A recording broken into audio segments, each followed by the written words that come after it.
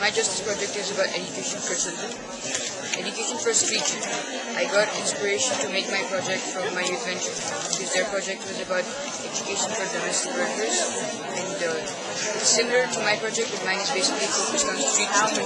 Because there's children who are living on the street and their parents are poor or illiterate and they do not get time and they don't have enough money to send their kids to school. But there are schools for kids which do not cost any fees. They're free. And to attract such kids who are not interested in school, they have a midday meal program. They provide food from the government. The government is spending a lot of funds on education, but it doesn't reach the kids. Like the politicians are corrupt, so they take the money, they keep it for themselves, and they give a very little amount to the kids who need it. The opportunity to go to National Park in Borrowville and somewhat help kids around our age or younger get back on the track and be confident about their education. And they're just basic kids. Their parents are domestic workers, and throughout their lives they just somewhat dropped out of school or they don't have the confidence to finish. So we work with a program called My India Empowered, and so it's just started by Ritika Arya and like a few of her college friends, and every Sunday they give like 2 sessions to older kids and younger kids. And when we went there, we made like posters with them, and then we nominated them because in the monsoon, the posters keep out like growing the kids, and their costumes are outside as well. And yeah, they don't have such a big costume, it's just and so we wanted to make it more fun for kids and more colorful and things like that. Like a more nice learning environment. They teach the kids the basics, the numbers, the alphabets, phonetics.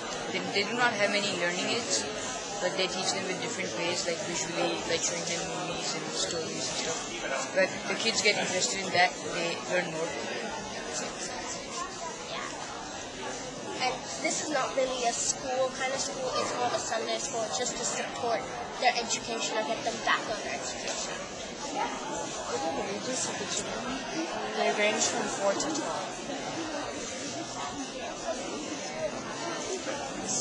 Inspirational words. At this point, I would invite you again to walk around and engage the students in discussion. In about 20 minutes or so, we'll have a recognition ceremony where the students will present something to the youth ventures. Thanks. Social entrepreneurial change makers. The last 8 weeks have been a powerful learning experience for all of the people involved in the project. Students have learned about human rights issues, the Mumbai community, research skills, leadership, decision-making, problem-solving, and a host of other knowledge and skills. Students use their technological know-how and social networking skills to collaborate beyond the walls of the classroom to make a difference in their community. This exposition is about celebrating this learning experience and also carrying it forward. Around the MPH, as you've seen, students are stationed with their youth venture groups. At their tables, they have an abstract, an artifact, and digital resources that help tell the story of their exploration and action around human rights and justice issues. The students have a lot to share and are eager to raise awareness about social injustice. An exposition, by definition, is the act of describing and discussing a problem or proposal. With that in mind, you have a key role in this event. After our guest speaker, who I will introduce momentarily, I encourage you to circulate around the MPH and meet with students. Ask them about human rights. Ask them what they've learned by partnering with these youth ventures. Ask them about their own research into different issues. Ask them why this experience is meaningful and important. And finally, share your own experiences and be part of the dialogue. Before all of this dialoguing starts, I'd like to introduce our speaker for the morning. Richard Alderson is the co-founder and director of Unlimited India. According to its website, this organization is a new scheme to find, fund, and support India's next generation of social entrepreneurs, individuals who have the ideas and entrepreneurial skills to create a better world. In addition to his leadership role with Unlimited India, Mr. Alderson has worked as a management consultant with IBM in London, Amsterdam, and Dubai, a teacher and journalist in Japan, an environmental researcher in Tanzania, and a monk's assistant in India. I am pleased to welcome Richard Alderson as our guest speaker.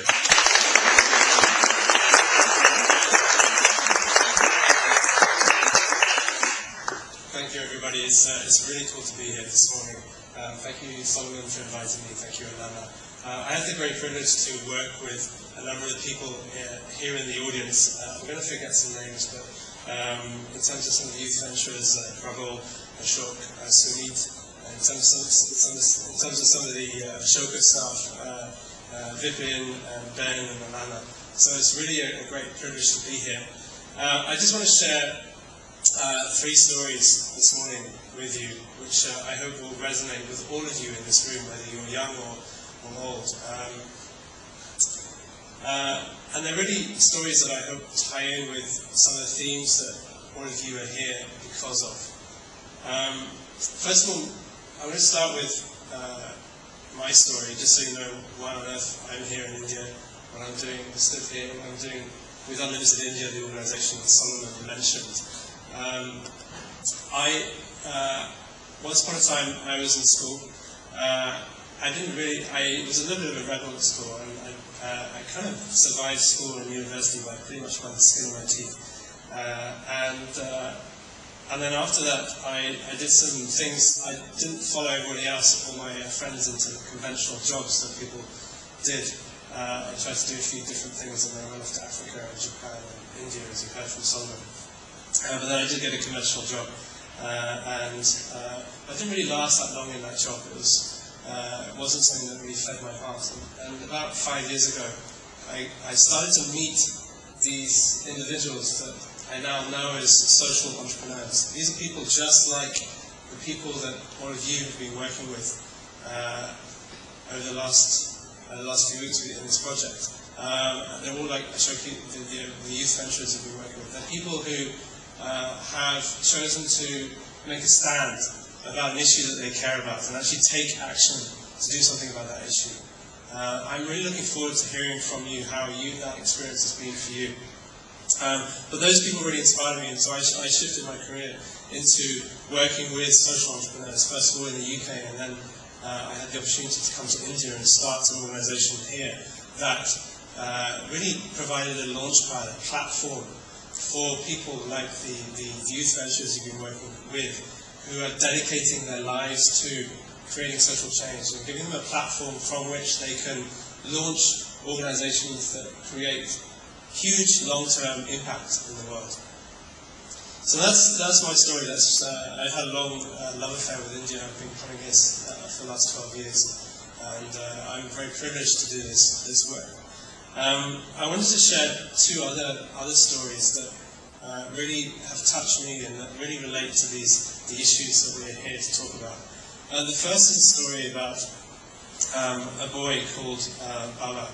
And Baba is not much older than those of you, the 8th graders here. He's just a couple of years older than you guys. He's a small boy who lives in West Bengal, and every morning he gets up and he does his household chores, and then he gets into a ritual and goes for about 6 miles in the ritual, and then he walks the last mile to get to his school. And the school he's lucky enough to go to is one of the best schools in his area in West Bengal. But he comes from a very, very humble background, and he's the first member of his family to go to school. And his schooling is free. It's a government school, but he has to pay for his uniform and his books and his ritual ride, a total of which comes to about 1,800 rupees every year, which is even in his family, in his area, a substantial sum of money.